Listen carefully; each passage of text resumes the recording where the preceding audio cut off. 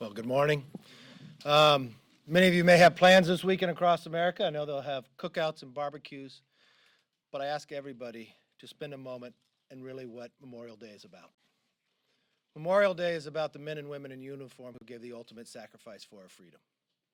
Ronald Reagan has said, freedom is never more than one generation away from extinction. We didn't pass it to our children in the bloodstream. It must be fought for and protected.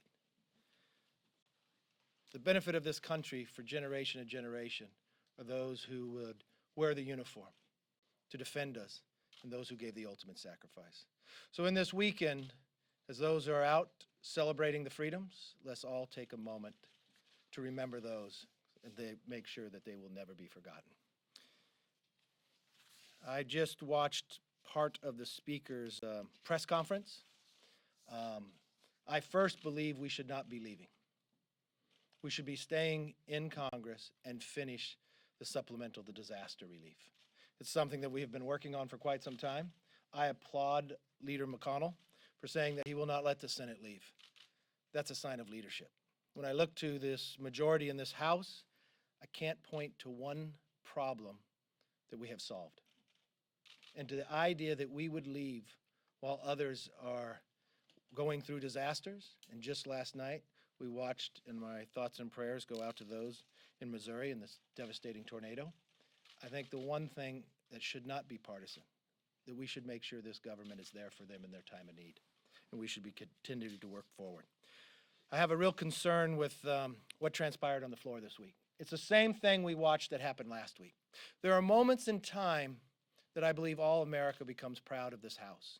Those moments in those committees where we find every Republican and every Democrat who find common ground. We watched that before in Energy and Commerce, where we looked to ways that we could lower drug prices. We found 3 bills that would give America more options, lower the actual cost of prescription drugs, and it passed committee unanimously. Before it got to committee, this Democrat majority leadership changed the bill, put a poison pill in it, which will never become law. Today, we just witnessed something very similar. Ways and Means Committee worked together to find common ground when it came to pensions and others. Every Republican and every Democrat voted for it. But the special interest actually won out. They changed the bill before it came to the floor. We all are familiar with 529 accounts that allow us to save money for our kids' college. But it also allows you to do more. Pay for the books, pay for the college exams, in the new version. It would also help if you have a child with disability. But the special interest decided that was wrong. The special interest decided that should be removed from the bill. I'm not sure why the Speaker would treat the chairman of Ways and Means that way, or the whole committee itself, when they found a moment of time that they could all come together. But as I've said before, this is not the same Democratic Party we found in the past. This has become a new socialist Democratic Party. And there's 3 things I learned from this, of allowing this special interest to remove the idea that you could not help your own children be able to save for your education.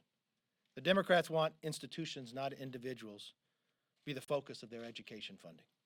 They want partisan interest and not parents to decide how children learn. And they want the federal government, not families, to have control over their money. Now, when I watched the leadership of this new Socialist Democratic Party, some things really concern me. If we're serious about solving problems, I think the actions of the Speaker were irresponsible. You've had on scheduled for a number of weeks to have a follow-up meeting with the President, to talk about infrastructure, to actually come to a solution. But what do you do right before the meeting? You schedule a special conference of the majority to talk about impeachment. You walk out to the microphones before and you claim the president is covering something up.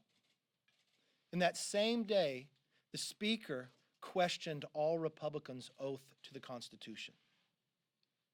This is irresponsible. This is not a way to govern. The Speaker and I will disagree philosophically, but I would never question her oath.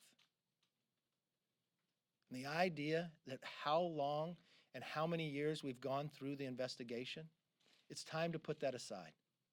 But even something as easy that unites Republicans and Democrats, of helping parents direct their own children's education? Don't we all believe that education is the great equalizer, regardless of where you come from, give everybody an opportunity? But they chose special interest over all the members in the committee who agreed. To me, that was irresponsible as well.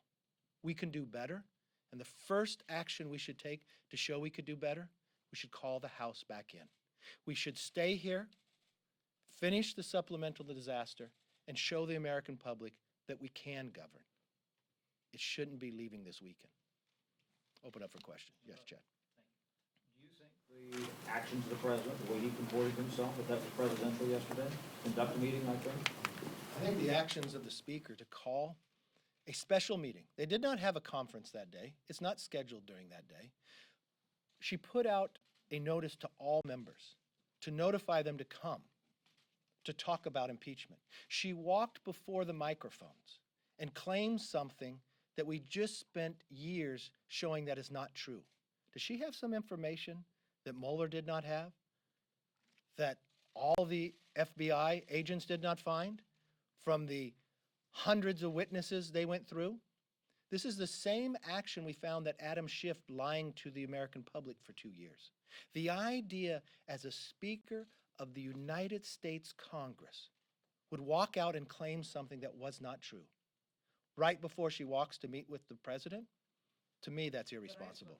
The president's conduct, I mean, even if that did get under his skin, regardless of the motives of the speaker, he's the president. Shouldn't he comport himself better and try to actually get an agreement on important issues like infrastructure? I think the president has been working on infrastructure. He just had a meeting with all the Democrats.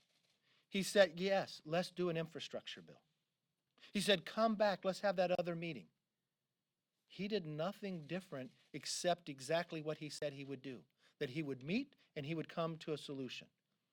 It was the Speaker of the House, Nancy Pelosi, who called a special meeting of the entire majority of her party to meet just about impeachment on a grounds we cannot find, and to walk to a microphone and claim something that is not true by a Speaker of the United States Congress, that's irresponsible. Yes. Do you agree that the president shouldn't be working on infrastructure and other bipartisan bills while Democrats are investigating him? Look, I know what the president is focused on and wanting to do, and what the president is really want to focus on to get USMCA. Think for one moment what the criteria of what people laid out to actually vote for the USMCA. The president negotiated with Canada and Mexico and came to an agreement. He met with both sides of the House. There was ideas of what people said they need done. Democrats laid out something almost impossible for the president to do. They asked that Mexico would change their own labor laws, something that the president doesn't have a vote in or the ability to do. And you know what happened? That took place. They also requested that the president take away the steel tariffs on Canada and Mexico. Those two milestones have been set. So I think the president has done a lot.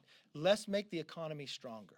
We're in an economy that's been our strongest in the last 50 years. We can even be stronger. Do you think Congress is broken if they can't even get a disaster aid deal done? I have real concerns about this new Democrat Socialist Party. The idea that they change bills that leadership picks and changing them after they come out of committee unanimously, I cannot name me one problem they have solved. Name me one item that they've focused on. The one item they focused on is the impeachment of the president, even when the facts aren't there. And it even comes down to the fact, if you watch Chairman Nadler, when he was running to become chairman, you know what was in his campaign platform to all the Democrats to vote for him? That he would be the best chairman for impeachment. That's what he put to and sent to all the Democratic members of why they should vote for him for chairman. Well, you know what? We're beyond that. The Mueller report answered that question, and we should move on. I think the majority is broken if they cannot govern. The Republican Study Committee is circulating talking points regarding the Alabama abortion law, urging their members to support the law without the exceptions for rape and incest. They say that committing a second violent act with abortion to a woman who has already been victimized by an act of rape or incest to physically or psychologically wound her further. Do Do you agree with that characterization? I haven't read any of those talking points, so I have not seen that. I mean, I think I've been very clear in my position. My position happens to be the same as Ronald Reagan, the same as President Trump. I believe in the exemption. I'm pro-life. I think the most precious gift God gives us is life. That is what I've been voting on, and that's what I've been fighting for. I am also concerned about what I see on the other side. The idea that a child survives an abortion. What would the Democrats want to have happen? That child die, the infanticide of it. The idea that New York has actually moved there. The governor of Virginia has said that. We have a discharge petition sitting in the House. That is the one mechanism that if you got 218 votes, or 218 signatures, you could have a vote on the floor to stop that. I wouldn't think in this country today that we'd even have to have that vote, but we do. Today marks the 50th day on this floor that we've asked for unanimous consent to bring that bill up, to protect that child that they survived an abortion, that they can still live. That, to me, is concerning. Your members. Yes. Yes. House Judiciary passed yesterday two immigration bills, Dream and Promise, and it's slated for the floor vote in June. Are you going to instruct your conference to vote one way or another on those bills? I haven't seen the bills. Our conference will look at them and walk through. We believe we have a very big crisis. I believe all of America understands we have a crisis on the border. Even the New York Times wrote an editorial about the crisis on the border. The only individuals in this country who do not believe we have a crisis on the border happen to be those Democrats serving in Congress. Maybe one of the parts of the hang-up of getting the disaster bill is making sure the funding for part of what individuals is happening along this border today, the crisis. The New York Times even said that funding should come forward. But again, the Democrats have withheld the ability to make that happen.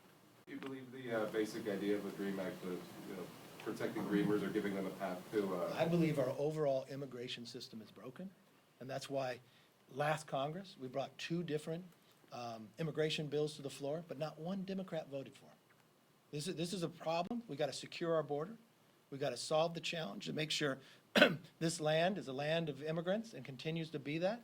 And I think it'll be an overall bill that immigration reform we can get done. Yes. You know the president well. Pelosi was just saying that the president wants the House to impeach him because they'd fumble it and it would benefit politically. Is that something that sounds plausible to you, or is that in fact the president's goal here? I think that's irresponsible of the speaker to even say. Remember what office she has. Remember what position the speaker is in the line to become president. To have that kind of conversation is irresponsible. She knows better than that. She knows the president does not want that. She knows the president wanted to work on an infrastructure bill, wants to make this economy continue to be strong. The president didn't have a meeting of a bunch of members of Congress to talk about impeachment. The speaker did. The president didn't go to a microphone and claim that Speaker Pelosi was covering something up. The speaker did. So for the idea to continue to say that to the American public is irresponsible. Yes. Would there have been support for an infrastructure package? I mean, had that discussion moved forward on your side of the aisle? Well, we'd see what the plan would be, but there's a desire to do infrastructure. I just continue to be amazed at this new Socialist Democratic Party, that even when you have both sides agree in committee unanimously, the leadership makes sure that is not the bill that hits the floor. Just like when prescription drugs, when we all agreed, where the prices would come down, the options would be greater, they put a poison pill in it. Just like we agreed in Ways and Means, every Republican and every Democrat, that every parent could be able to save money, even if you have a disabled child, to help along with their education, K through 12, if you're homeschooled or others. But the special interests said no to that, and they removed the bill. They removed that portion of the bill. So I question that if this leadership ever even wants to solve a problem. I wish you all a very good Memorial Day, and please remember those who gave the ultimate sacrifice. Thank you.